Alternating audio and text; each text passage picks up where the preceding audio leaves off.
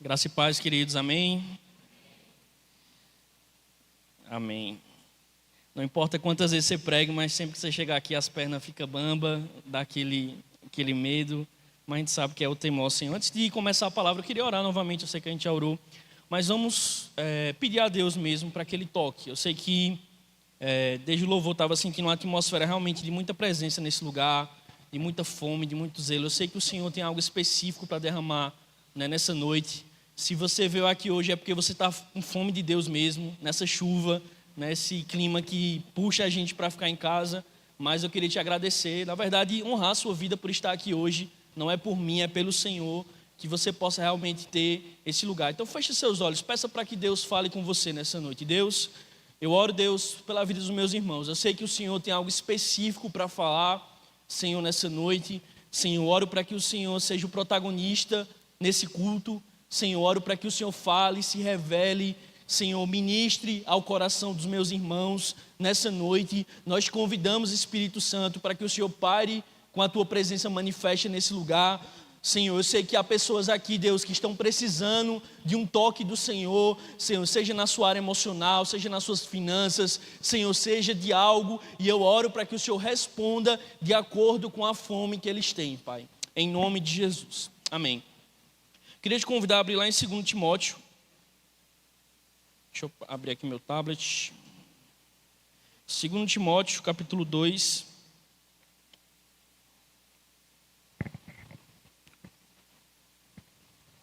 Antes de ler o texto, essa palavra o Senhor vem falando muito comigo há algum tempo, baseada em um livro que eu li alguns anos atrás, do Parque Chocote, chamado O Obreiro Aprovado. E esse livro me marcou bastante, porque ele é muito completo e ele traz, né, um processo que nós passamos até a aprovação de Deus. Eu não sei se você já notou, mas nós estamos em constantes provas. Seja na escola, né? Seja na sua vida, né, profissional, teu chefe te avalia constantemente. Nós temos aqui Rosivaldo, que é gerente, né, ele avalia constantemente, né, Rosivaldo? Vários funcionários, né, seja na sua casa, né, sua esposa, seus filhos te observam, te avaliam e te aprova ou não. Então, nós sempre estamos constantemente sendo provados.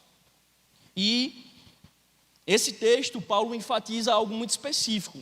Eu queria ler com você, 2 Timóteo, capítulo 2, versículo 14, a partir do 14 até o 19. Diz assim: continue a lembrar essas coisas a todos, advertindo-os solenemente diante de Deus, para que não se envolvam em discussões acerca de palavras. Isso não traz proveito e serve apenas para perverter os ouvintes.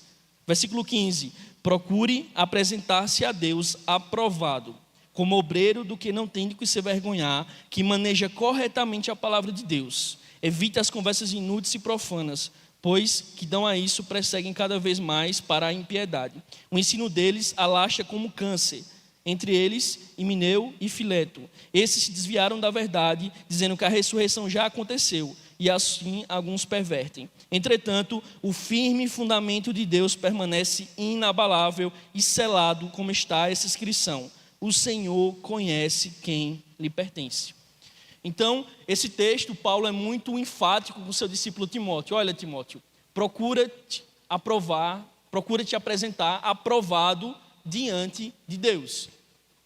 Então, eu intitulei, o título dessa mensagem como o processo doloroso para a aprovação. Pode colocar, Raul, por favor, o título: o processo doloroso para a aprovação. Por que doloroso? Porque ele necessariamente perpassa por algumas etapas que a gente não conhece necessariamente, ou é muito imaturo quando a gente entrega a nossa vida para Jesus. Eu não sei se você percebe, mas um filho, ele tem uma necessidade, constante da aprovação do pai, principalmente o filho com a figura paterna. Se você observar uma criança, ela sempre está fazendo algo para que o pai o aprove. Seja por algo criativo que essa pessoa fez, que essa criança faz, ela sempre está buscando algo para que o pai dela aprove. Esses dias a gente estava na reunião do supervisor e achei muito engraçado. Estava Tiago, a Amanda não tinha chegado ainda com os meninos, e assim que os meninos chegaram, que abriram a porta, que viram Tiago, eles disseram: papai, papai. Aí pularam em cima deles e tal. E até brinquei, isso é uma meta de vida.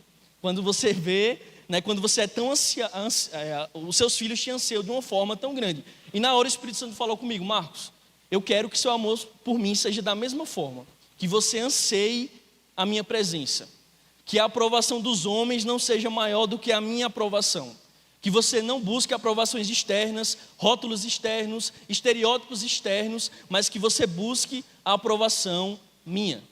Isso é muito, muito forte, queridos, porque nós estamos em constante, como eu falei para vocês, em constante provas, e a gente muitas vezes está distraído, querendo aprovações nas mais variadas funções, né? Há uma pressão externa na tua vida profissional e você está querendo ser aprovação, né? Há pressões em vários âmbitos, então a gente vai ler um pouquinho sobre isso. Eu queria também diferenciar o termo de aceitação e aprovação. Eles são antagônicos, porque aceitação, ela está relacionada em quem você é. A aprovação está relacionada ao que você faz. Por exemplo, você pode plenamente amar o seu filho, mas reprovar atitudes deles. Então, Deus pode te amar e Ele te ama, mas Ele pode reprovar suas posturas. E isso não interfere no amor de Deus por você. Então, aceitação é diferente de aprovação. E Paulo, quando fala para Timóteo, procura te apresentar aprovado, ele está dizendo o seguinte: olha, o Senhor te ama, mas há uma necessidade de você alinhar o seu coração com Ele, para que você possa se apresentar aprovado. E, como o pastor Luciano Subirá sempre fala, a gente sempre prega aquilo que, de certa forma, a gente está vivendo, ou já viveu, ou tem uma certa autoridade para falar, porque senão é teologia morta. A gente falar aquilo que só está no âmbito teórico. E ao longo desse tempo, eu vivi alguma dessas situações, e o Senhor foi falando comigo, e eu estou lendo um livro muito forte do Philip Yancey, chamado Decepcionados com Deus. E eu percebi algumas coisas que o Filipe fala nesse livro, que também estavam no meu coração, e eu não tinha coragem de falar para Deus. O pastor estava até falando na reunião dos supervisores agora, sobre um texto de Jeremias 20, que fala sobre a coragem que Jeremias teve de falar que o Senhor meio que tinha errado com Jeremias, não ter dito o que ia acontecer no ministério dele. Depois você lê Jeremias 20, que está lá destrinchado lá. E, diante disso, o primeiro ponto que eu queria falar com vocês é sobre a decepção que gera a dor. Então, você fica decepcionado por Deus e você começa a sentir dor com isso. Você às vezes imaginou uma coisa e essa coisa não aconteceu na tua vida. Eu queria ler um texto com vocês de algo muito interessante. É um texto muito conhecido, mas as nuances dele nos faz refletir sobre coisas que acontecem conosco no nosso dia a dia. Eu queria te convidar a abrir lá em João capítulo 11. É bem facinho, não tem como você errar. Mateus, Marcos, Lucas, só lembrar da musiquinha. João capítulo 11.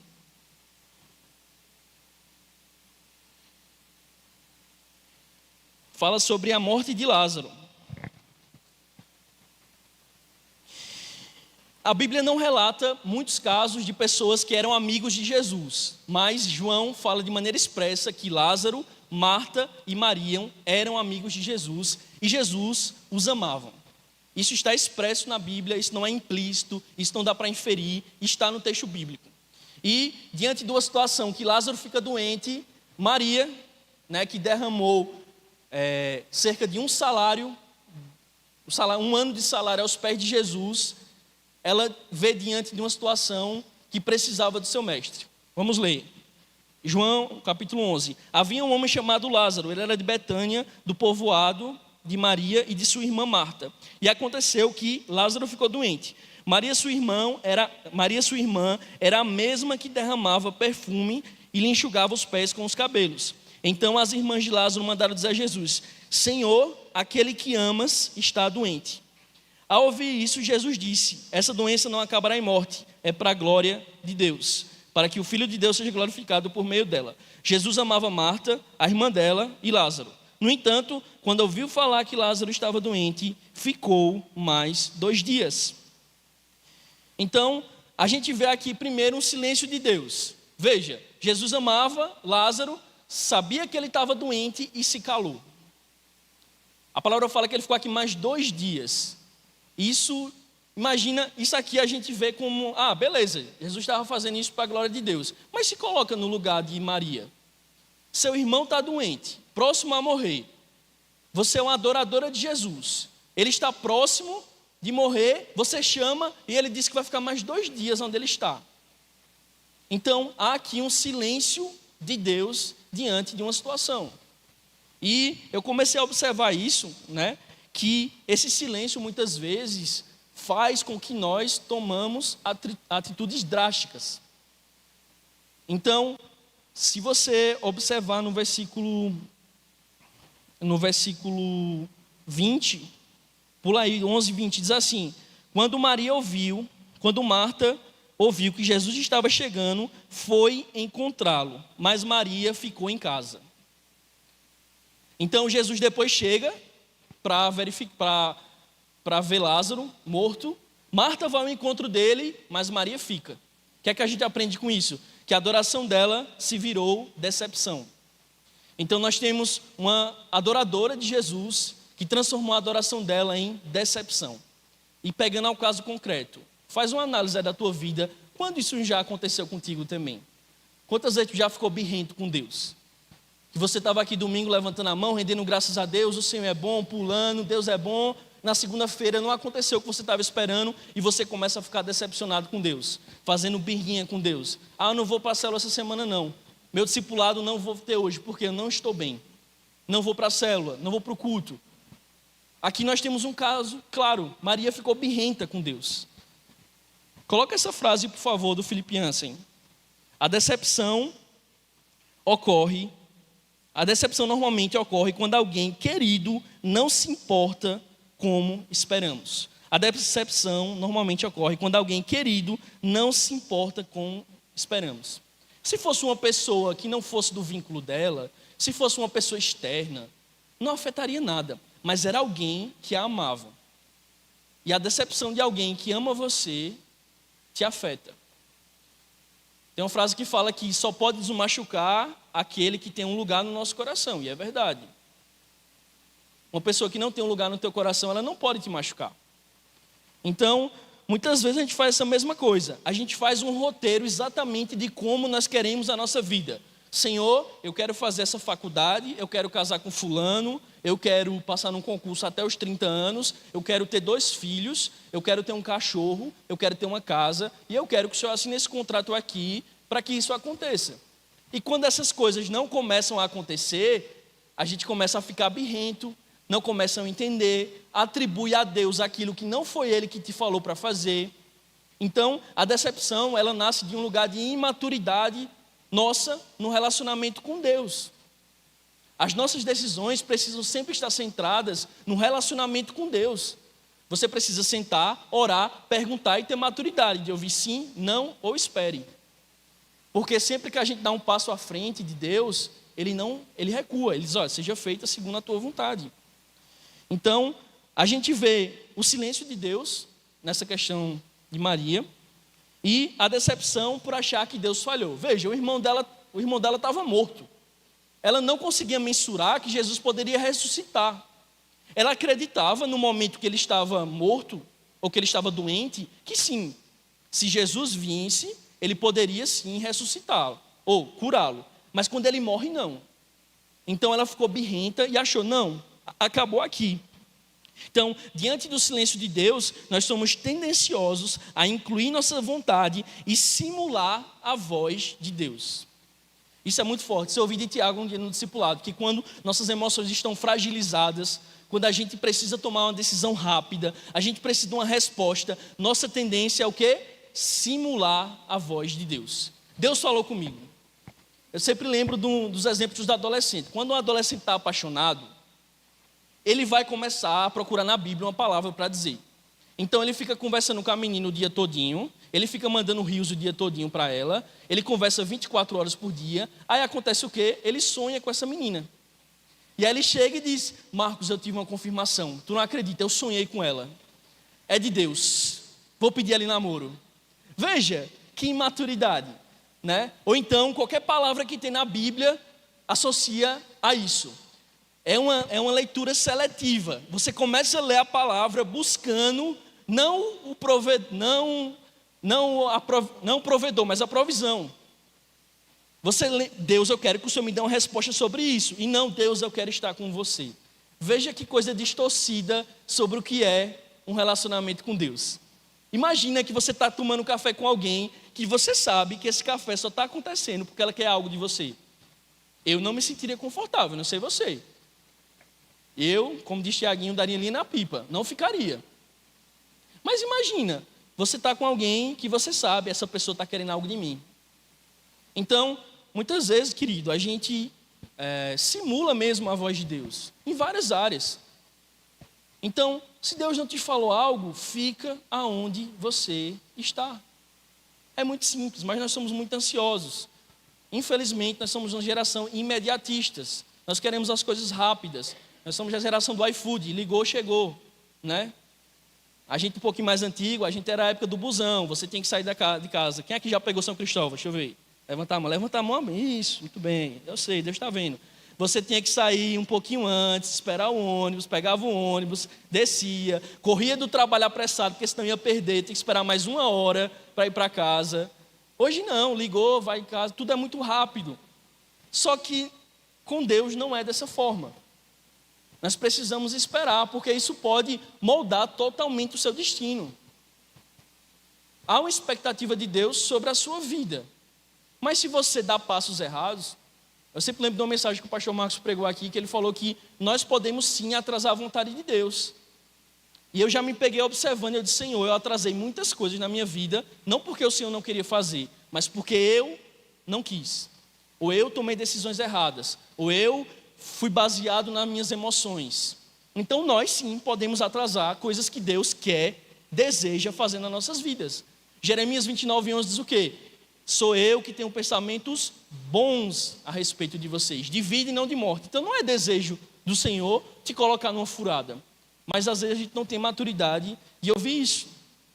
Então a murmuração, os atalhos, a ajuda de Deus nos leva a tomar decisões erradas e as frustrações tomam conta das nossas emoções. Quantas pessoas você não conhece que estão frustradas? Seja com Deus, seja com célula. Isabela estava me contando ontem de uma moça do trabalho dela, que simplesmente o marido da colega de trabalho dela não quer pisar numa igreja evangélica. E eu falei, por quê? Mas ela quer, eles se conheceram na igreja, casaram, mas ele não quer pisar numa igreja evangélica, porque ele disse que não quer servir mais em nada. Ele ficou frustrado. Ele disse, toda vez que ativa um serviço, dá um gatilho nele. Veja que coisa doente, que infelizmente está assolando, né, o nosso meio. Então, às vezes por uma decisão errada, por uma falta de maturidade, às vezes nós queremos dar um passo maior do que nós conseguimos carregar. Eu até falei no Tadeu, na vez que eu ministrei, que você deve agradecer por aquilo que você tem, porque às vezes a gente murmura, Deus, por que não multiplicou a minha célula? Né? Mas às vezes você não tem maturidade. Esse dia eu estava orando, Senhor, obrigado pelas 6 células que eu tenho, do nosso setor tem, obrigado por que o Senhor tem nos dado, os meninos, porque talvez se o Senhor me desse mais 2, eu ia endoidar, não ia aguentar, não tinha estrutura, não tinha maturidade. Mas a gente só olha lá para frente, eu quero isso. Mas será que você tem estrutura? Eu estava vendo ontem uma mensagem do pastor Mário Rigotti, e ele fala, sempre que nós damos uma posição a mais em Deus, um passo a mais em Deus, isso exige uma capacitação de Deus. Você não pode, né, ter um maná de ontem para viver o hoje. E às vezes ela até falou, por isso que muitos líderes caem quando estão lá em cima. Porque eles querem, com a consagração que eles têm hoje, com aquilo que eles já ganharam, conquistar coisas maiores em Deus, sendo que eles não têm a patente espiritual, o lugar espiritual para alcançar isso. Isso é suicídio espiritual. Você querer ter algo que você não tem estrutura para receber. A pastora até falou domingo aqui sobre profecias condicionais. Isso é muito verdade. Quantas pessoas já não receberam profecias de Deus, coisas muito grandes, que falam da intenção de Deus sobre a tua vida, mas se perderam no meio do caminho. Ou às vezes a comparação, ou algo maior, fez com que você tomasse um lugar que não era seu. Eu já convivi com pessoas que foram para o campo missionário, para cidades do norte, para várias cidades, e se perderam. E eu já vi pessoas que continuaram na sua igreja local, trabalhando no seu comérciozinho, de 8 às 16, fiel no seu discipulado, fiel na sua célula, fiel na sua igreja local, e ainda estão aqui. Ou seja, às vezes a gente coloca uma entrega, abre aspas, maior, mas às vezes Deus não te pediu para fazer isso. Então, eu quero dar uma entrega maior a Deus. Ele falou isso com você, você tem uma palavra de Deus para fazer isso, porque se você não tiver, você não vai aguentar. Você vai querer voltar para casa. Então é muito importante, queridos, a gente moldar a nossa vida pela palavra de Deus. Nunca faça nada por emoção, porque tem que fazer, porque está precisando. Sempre direcione sua vida pela palavra de Deus. Que aí você não vai se decepcionar com Deus. Porque você vai lembrar, não, eu estou aqui, não porque eu quis, mas eu tenho uma palavra de Deus. Quantas vezes eu já pensei em pedir demissão do meu emprego? E Deus falou, eu não te mandei sair, fica aí. Mas eu não aguento, fique aí. Quantas vezes eu já coloquei o meu mérito em mim? Senhor, eu tirei 95% nesse concurso público, eu vou passar, é meu. Não passei. Senhor, eu tirei 74%, não dá para passar. Passei. Veja que a métrica de Deus não está relacionada com a nossa meritocracia. Tem a ver com onde Ele quer botar. Se Ele quiser, Ele bota. O pastor sempre fala aqui do testemunho dele. Não estudou, o Senhor colocou ele na Universidade Federal. Hoje é um servidor público federal. Glória a Deus. Então, às vezes a gente coloca sobre a nossa mérito. Eu vou fazer, eu vou me esforçar. Mas às vezes, não quero que você ir. E Deus, como um bom pai, Ele vai dizer, não vai, não deixo. Você pode tirar 100%, anula o concurso. Então, amém? Vocês estão aí? Glória a Deus. Não durmam, olhem para o céu, digam glória a Deus. Se tem alguém dormindo, dê um peteleco aí do lado dele, certo? Acorda ele, chacoalha ele aí, diz, Deus vai te pegar hoje. Coloca essa frase, por favor, Railton, do John Piper. Diz assim, de vez em quando, chore profundamente pela vida que você esperava viver. Lamente as perdas, sinta a dor, depois lave o rosto, confie em Deus e abrace a vida que Ele lhe deu. Amém? Então, isso ainda que há em você, que você queria ser, chore, lamente, diga, Deus, por que não aconteceu? Eu queria fazer isso. Você chora, passa a madrugada chorando, e no outro dia você lava o rosto e diga, obrigado, Jesus. Vida que segue. Então, isso é muito real, porque a gente fica lamentando por algo que não era para você fazer. E eu vi uma frase uma vez de um homem de Deus que disse assim, olha, você está pedindo tanto isso, que eu vou deixar isso acontecer, mas não era minha vontade. E a gente quebra a cara, sabendo disso. Você quer isso? Amém. Mas não era isso que eu queria. E a gente entra no quê? Na chamada vontade permissiva de Deus. Que é você viver pela misericórdia de Deus. Deus é tão misericordioso com você, que Ele vai dizer, eu vou abençoar isso, mas não era isso que eu queria para você. Então, nós podemos atrasar a vontade de Deus pela nossa passividade espiritual. É o arroz com feijão que a pastora sempre fala aqui nos cultos. Se você não orar, se você não ler a Bíblia, se você não jejuar, as coisas não vão acontecer. E por que a pastora sempre fala isso? Porque você não faz.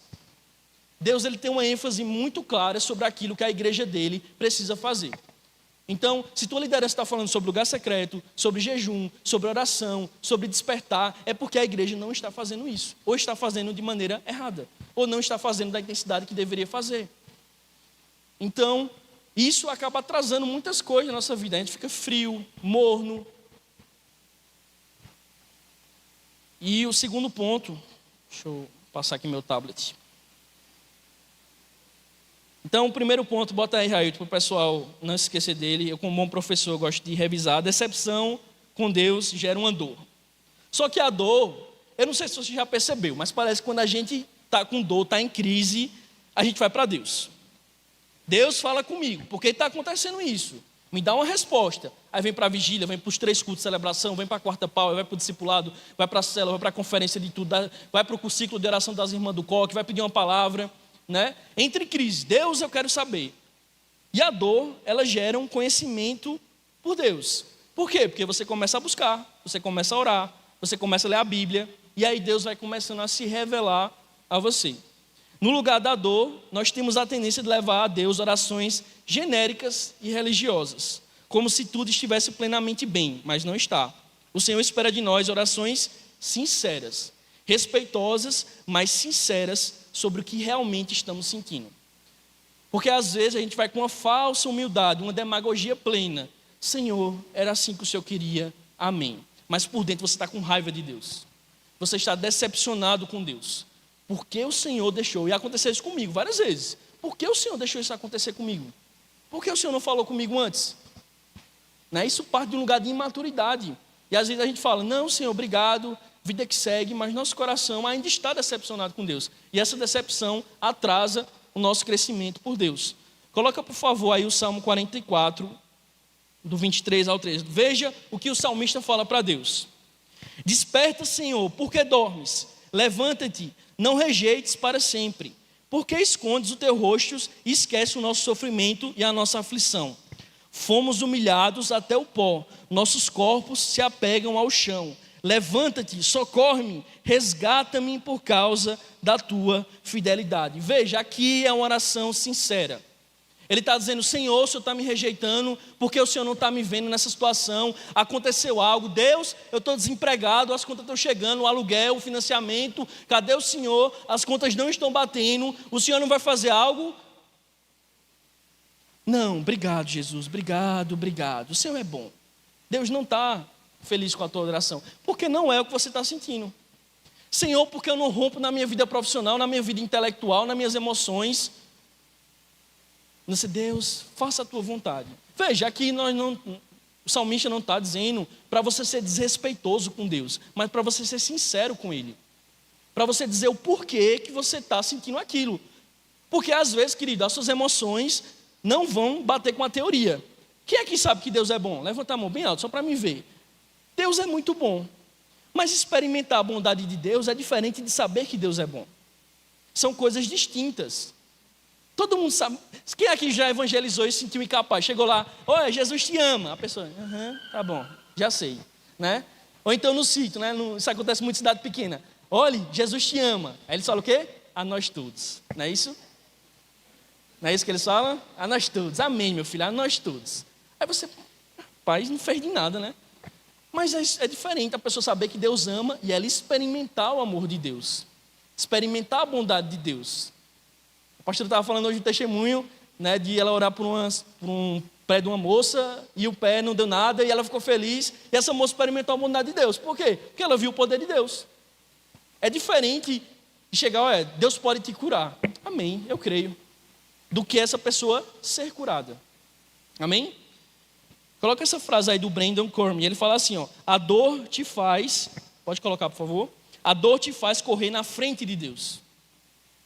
Porque quando você está com dor, você começa os seus atalhos. Então a dor, ela tem um lugar de te colocar na frente de Deus. No sentido de, eu resolvo, eu vou dar meu jeito, eu preciso fazer alguma coisa. Né? Não abrir uma porta de emprego, então a primeira que aparecer vai dar certo. Mas é de domingo a domingo, tu não vai ter tempo para Deus, para a célula ou para discipulado. Não tem problema. Veja como a gente é imaturo, às vezes, de escolher a provisão de Deus. Tem uma frase do pastor Luciano que eu nunca esqueço, que eu ouvi na minha adolescência. Antes de Deus mandar o excelente, o diabo manda, abre aspas, o bom. O bom que vai te desviar. Então, você está orando, perseverando, pedindo uma palavra, mas não era aquilo que você estava pedindo. Mas apareceu algo que poderia ser, aí você vai. Isso é extremamente perigoso. Então, Deus não vai ser superficial conosco, Ele vai cavar e Ele vai tratar até você ser curado. Então, o que Deus espera de nós é que possamos nos apresentar de maneira aprovada diante dEle, mesmo que isso custe. Se você continuar na sua superficialidade, na sua imaturidade, você vai ficar onde você está, Deus não vai te promover. Infelizmente, era o desejo de promover? Sim. Você quis? Não. Então você vai ficar da mesma forma. Então, é preciso, meus queridos, nós exercitarmos fé. Hebreus 11 fala que a fé é a certeza das coisas que não o quê? Não vemos. Se você não está vendo alguma coisa, você precisa estar o quê? A fé. E sem fé é impossível agradar? Pronto, você já está se respondendo, graças a Deus. Né? Então, o pastor Cote fala que a fé é a musculatura que precisa ser exercitada. É que nem na academia. Você vai no primeiro dia na academia, você chega em casa, meu Deus, Tá tudo doendo. Você começa a andar assim, né? Não sei se vocês já perceberam, principalmente dia de perna. Aí é normal. Aí você vai no segundo dia, na força do ódio. Depois de 2 semanas, seu corpo já se acostumou com as lesões que você está sofrendo e ele se acostuma. A fé é a mesma coisa. Começa exercitando fé com pequenas coisas. Eu tenho aprendido muito com as mensagens do pastor Ebe sobre isso. A gente estava assistindo, não era, amor, esse dia em casa lá, o pastor Ebe começando a profetizar. Eu disse, meu Deus, como é que o pastor Ebe viu isso? E nós somos prova. Nós somos lá em São Paulo em 2017, salvo engano, e a igreja lá de São Paulo da Paz Church era bem pequenininha. E já tinha 3 cultos. E vendo o que é a fé que ele exercitou naquele tempo, o que é agora, eu disse, isso aqui não pode ser feito sem fé. Então, nós precisamos exercitar. Assim como foi com Jesus, o deserto não veio para nos destruir, mas para nos aprovar. A forma como lidamos com os desertos dirá se seremos aprovados ou não diante de Deus. Jesus passou alguns dias no deserto. O povo de Israel passou 40 anos. Um exemplo, nós temos alguém que foi aprovado, do outro contraste, alguém que não foi aprovado. E eu queria ler algumas frases para vocês. Coloca essa aí, por favor, Railton. Deus, por vezes, retira o descanso das nossas almas, não para nos fazer infelizes, mas para que o desassossego nos lance no seu peito. Vou ler de novo. Deus, por vezes, retira o descanso das nossas almas, não para nos fazer infelizes, mas para que o desassossego nos lance em seu peito.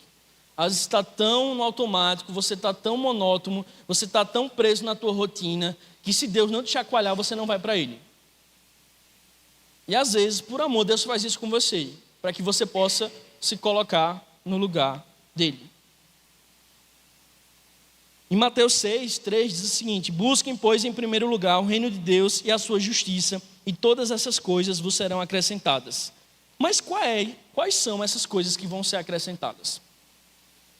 Eu estava ouvindo uma pregação e eu nunca tinha me notado a isso, porque quando você lê a parte A do versículo e a parte B, você já associa. Eu vou buscar a Deus, por quê? Depois eu vou ter carro, casa, mulher, casamento, dinheiro e a conta cheia. Isso é natural, você lê a parte A e a B, você já associa isso. Por quê? Porque o seu coração está nessas coisas. Mas o que seria esse acrescentar que esse texto fala? Qual é a nossa definição de prosperidade? Prosperidade talvez é você ter, talvez não é você ter uma família bem-sucedida, é você conseguir pagar suas contas em dia, é você ter seus filhos na casa de Deus, não desviar, é você permanecer queimando por Jesus até sua morte. É o Senhor a cada dia te alimentar, sem você saber como. É você viver o milagre de cada dia. Porque muitas pessoas, quando tem a parte B do versículo, entre aspas, se perdem.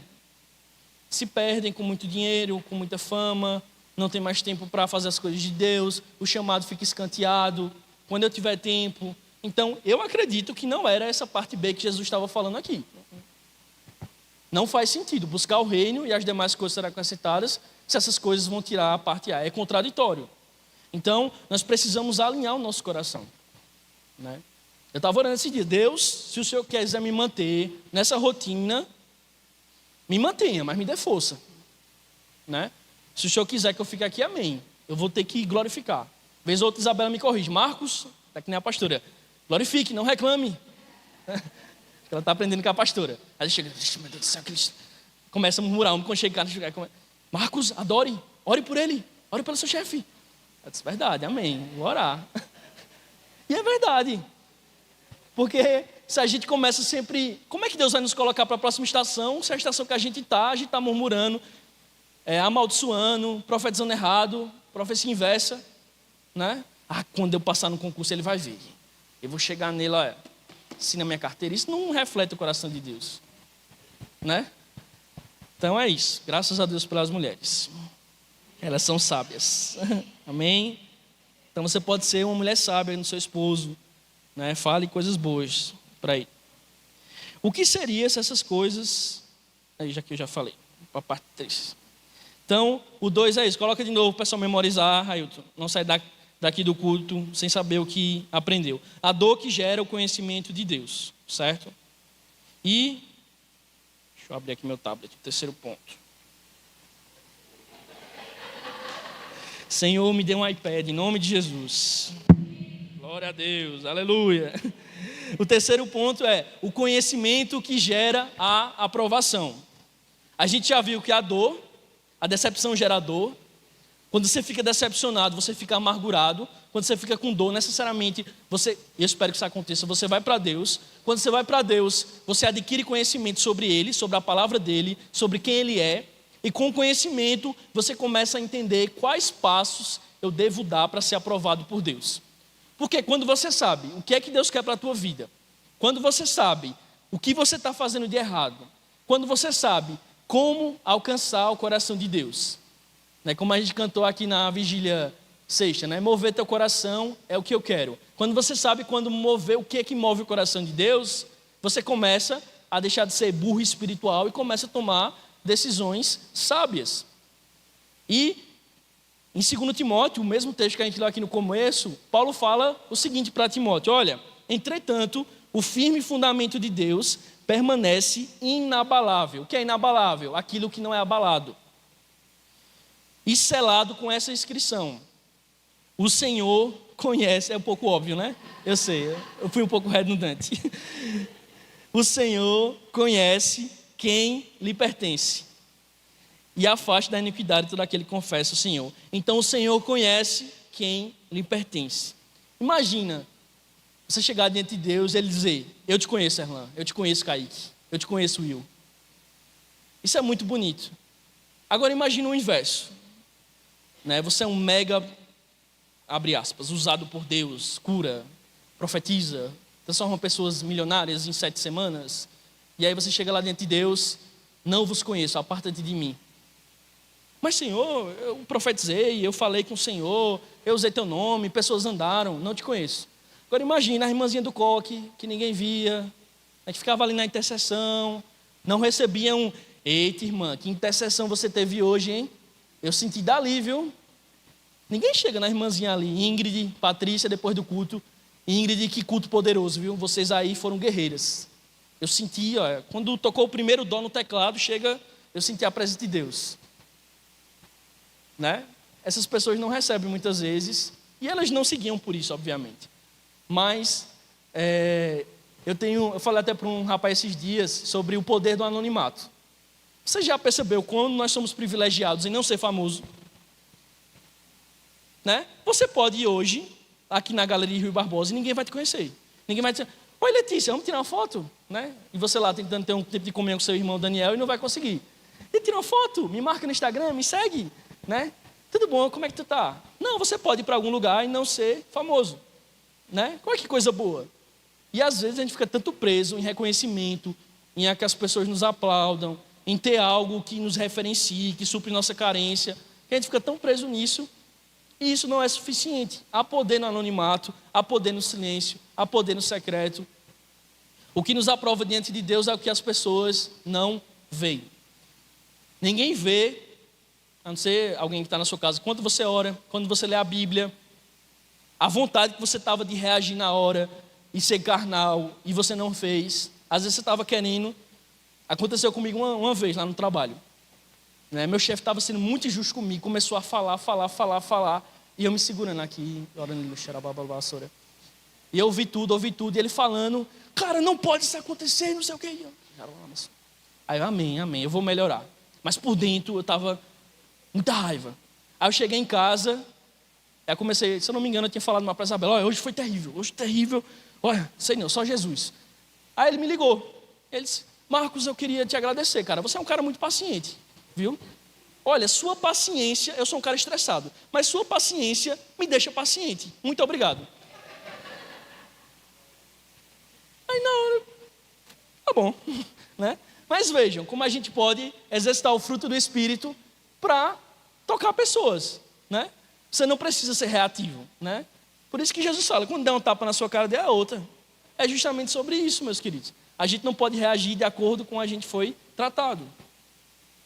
Vamos correr aqui. Então, o conhecimento gera aprovação. A maturidade espiritual nos levará a um conhecimento mais profundo de Deus, discernindo e alinhando nossa vida com o coração de Deus. Isso, consequentemente, nos levará a um lugar de suficiência, de plenitude e obediência a Deus. A aprovação antecede o serviço. Ninguém é promovido antes de ser aprovado. Imagina, Rosivaldo, que chega um vendedor lá na sua loja e ele vende uma geladeira em um dia e no outro dia você, gostei de você, vou te colocar para ser gerente comigo aqui. Você acha que isso vai acontecer? Óbvio que não. Por quê? Porque ele não foi provado. Ele não pegou um mês sem bater meta e Rosivaldo no pé do ouvido dele. Né? Bora, meta, a gente precisa bater a meta. Né? Ele não pegou os tempos ruins, né? Ele não pegou trabalhando no domingo. Né? Como é que Rosivaldo vai colocar ele numa posição maior se ele não foi aprovado? Mas muitas vezes nós queremos isso. Senhor, eu quero ser um pastor. Mas você não visita, né? Você não... Seu líder te coloca no lanche da célula. Não, muito dinheiro. Vou não levar nada não. Vou nada. Não, posso não, tô liso. É um mercado solidário que dá 3,50 para cada da célula. Não posso, tô liso. Não dá. Mas aí o irmãozinho faz um grupo da pelada para jogar bola. E aí, em tempo recorde, eu nunca vi uma lixa tão rápido. Lixa de espera, eu quero, alguém desiste. Teve um menino, eu marquei para jogar bola, eu fui nesse dia. Teve um menino que ele me insistiu tanto para me desistir, para ele ir no meu lugar, que eu disse, eu vou só de raiva agora, só para ele não ir.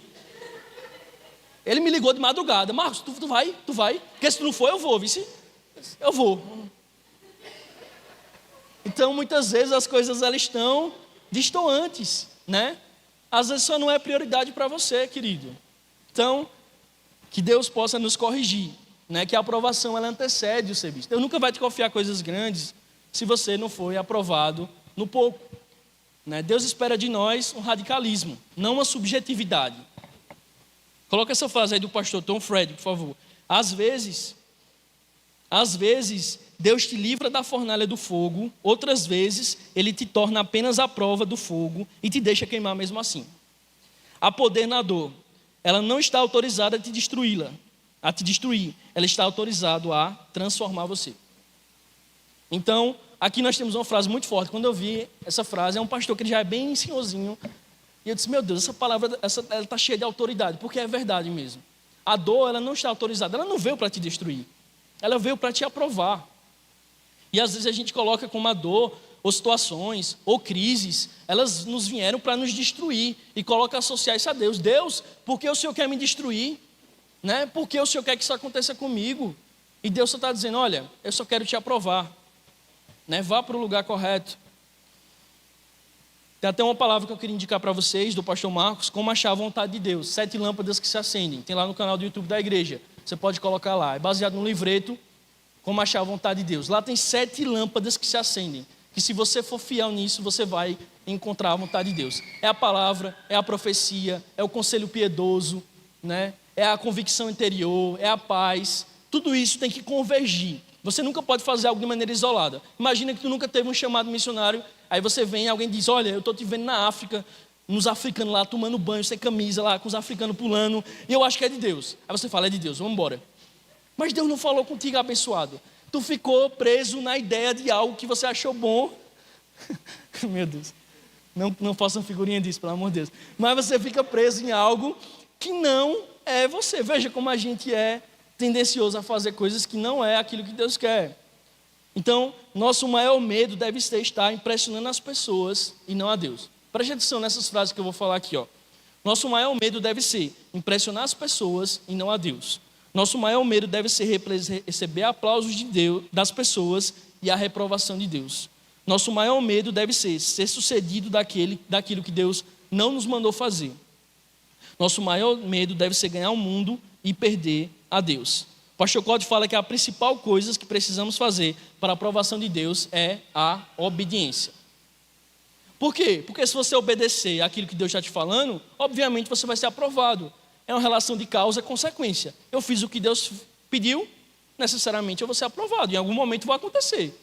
A fidelidade, ela nos leva a um lugar de aprovação. Essa frase também do Paul Washer, vocês não precisam de muito. Vocês só precisam de uma exaltada, uma maior, uma mais ampla, uma mais elevada, uma mais profunda visão de Cristo. Novamente, vocês não precisam de muito. Vocês só precisam de uma exaltada, uma maior, uma mais ampla, uma mais elevada, uma mais profunda visão de Cristo. E quando eu ver essa palavra de Senhor, me ajude, porque eu não estou com essa sede disso. Eu estou buscando mais outras coisas, Deus. Eu quero ter esse lugar. Senhor, me perdoe. Eu quero, Deus, buscar mais o Senhor. Eu quero ter mais sede, mais fome, mais zelo pelo Senhor. Uma visão mais profunda de quem o Senhor é. Conhecer o teu caráter. Alinhar o meu coração com o Senhor. Deixar de ser melindroso. Deixar que as emoções me parem, me paralisem. Deus, me leva a esse lugar de profundidade em Deus. Amém? Será que você tem isso também? Quando a gente alinha o nosso coração com o Senhor, as coisas começam a perder a valor. Quanto mais você conhece Deus, mais as coisas fúteis começam a perder valor. Né? Você andar com o Civic na rua mostrando que não tem mais sentido para você. Você ter milhões de seguidores no Instagram, mas você chegar em casa e dizer, cara, eu estou agradando o meu Deus, isso vai te satisfazer. Você dormir e dizer, minha esposa me aprova, eu sou um bom marido. Meus discípulos sabem que eu sou um bom discipulador, que eu cuido deles. Eu estou administrando bem aquilo que o Senhor me dá.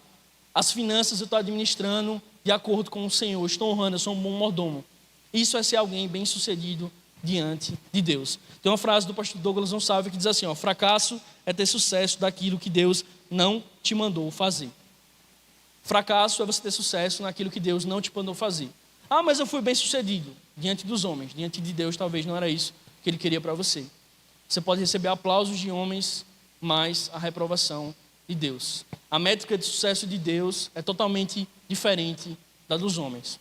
E eu queria terminar com 2 imagens. Eu sei que eu já passei essas imagens em algumas ministrações, mas eu vou repeti-la até que Deus mandar. Eu vou repetir porque eu acho que tem algumas coisas que precisam ser enraizadas no nosso coração. Então, se falou comigo, eu creio que vai falar com você. Primeiro é a imagem de João Batista, que Cláudio sempre tirou onda comigo, né, que disse que ia fazer uma figurinha minha com ela. Mas veja, aqui nós temos um homem que foi aprovado diante de Deus, mas a cabeça dele está diante de uma bandeja, e provavelmente Herodes disse que ele fracassou. Mas Jesus fala que dos nascidos de mulher não há maior do que João Batista. Não nasceu profeta maior do que João Batista. Esse é o rótulo que ele tem diante de Deus. Diante dos homens ele foi reprovado. Quando eu vim para o CCA, eu conheci o Gregório McNulty, mas ele não era aprovado. Os pastores até podem me corrigir, mas ele não era uma figura tão relevante no meio gospel, não. Mas quando ele morreu, né, ele começou a ser conhecido. E vejam o que está no túmulo dele. Oi? Todo mundo é amigo dele, né? Era um doido, né, que ninguém gostava. Ele morreu, é o avivalista desses dias. E está no túmulo dele. Esse cara amou muito Jesus. Diante dos homens, enquanto vida, provavelmente ele não era o preletor do momento, ele não era o cara que estava em todas as conferências, mas com certeza, aqueles que conviveram com ele, eu experimentei isso, que eu estava na Água lá em 2016, com uma câmerazinha bem pequenininha ainda, que Edinaldo tinha doado para a igreja, e eu nunca te conheci ele, eu só sei que o pessoal estava com medo dele. O pessoal da mídia estava com medo, eu não vou lá na frente, porque senão ele vai falar umas verdades de mim, e eu estou com medo dele falar em público. Quem naquela época sabe, tinha medo do Gregório. E aí quando eu cheguei, de repente ele chega no teclado, 2 notinhas, começa a correr no meio da água, e eu atrás dele na câmera, meu Deus, cadê ele, cadê ele? E ele começou a rodar, e foi tão poderosa aquela conferência, eu lembro daquela conferência, como Deus falou comigo, foi uma escola de adoradores, salvo engano, e ele sempre vai ser conhecido como isso, como o cara que amou muito Jesus. Então isso nos desafia a recalcular nossas motivações, o porquê fazemos o que fazemos, aonde estamos canalizando nossas forças, né? Senhor, o que é que o Senhor precisa corrigir? Mas acima de tudo, Pai, eu estou te agradando ou não? O meu serviço está te agradando? A minha devoção, a minha fome pelo Senhor está te agradando? Pode colocar os últimos slides para a gente só recapitular. Então, a aprovação de Deus, ela passa por esses 3 pontos, né? A dor que gera o conhecimento, né? A dor que gera a decepção com Deus que gera a dor que gera o conhecimento de Deus e o conhecimento que gera a aprovação. Amém? Queria te convidar a ficar de pé, a gente vai orar nesse momento. Queria que você fechasse seus olhos, a gente tem alguns minutinhos ainda para você orar sobre a sua vida. Eu creio que é vontade do Senhor que você saia desse lugar hoje não como um culto normal. Foi mais um culto. Mas eu creio que o Senhor falou contigo nessa noite e eu creio que você quer se apresentar a Deus como obreiro aprovado, que maneja bem a palavra e que não tem do que se envergonhar. Então, nesse momento, se puder apagar as luzes, pode fechar seus olhos. Eu queria orar nesse momento. Desde o do louvor eu sinto que há uma atmosfera aqui de rendição, há uma atmosfera aqui de suficiência em Deus, há uma atmosfera aqui de rendição. Não se importa com o horário, né? Você vai dormir tarde mesmo hoje, não tem problema não. Mas comece a orar no seu lugar. Comece a corrigir o seu coração, recalcular a sua rota. Diga: Senhor, eu não quero agradar pessoas em detrimento do Senhor.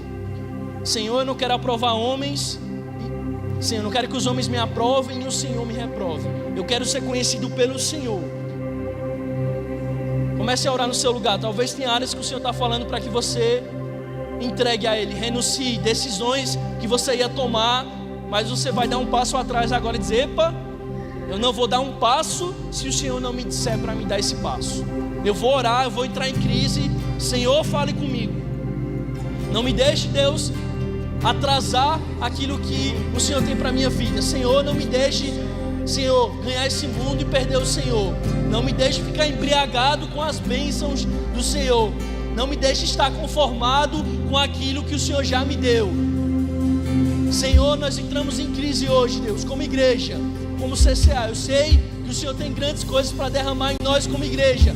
E eu oro para que possamos ser uma igreja posicionadas, Deus. Pai, derrame a fome e a sede, Senhor, que está nos nossos corações. Pai, eu peço por um destravar na vida dos meus irmãos. Comece a orar no seu lugar. Comece a declarar ao Senhor. Comece a dizer: Deus, eu preciso do Senhor. Eu preciso que o Senhor me conheça. Senhor, não me deixe atrasar. Não me deixe ficar perdido. Não me deixe me perder. Senhor, se o Senhor não for, eu não irei. Se o Senhor não colocar o passo, eu não à frente irei. Choracatabassore. Deus, eu não quero transformar a minha adoração em decepção. Comece a orar. Talvez você ficou decepcionado com Deus. Talvez alguma coisa não aconteceu que você queria muito que acontecesse. Comece a pedir perdão a Deus. Diga: Deus, eu não sabia, Deus. Perdoe a minha imaturidade, a minha incredulidade, a minha falta de suficiência no Senhor. Espírito Santo de Deus, pare sobre esse lugar. Presença manifesta, vem confrontando. Senhor, quebre corações, alinhe corações com o Senhor.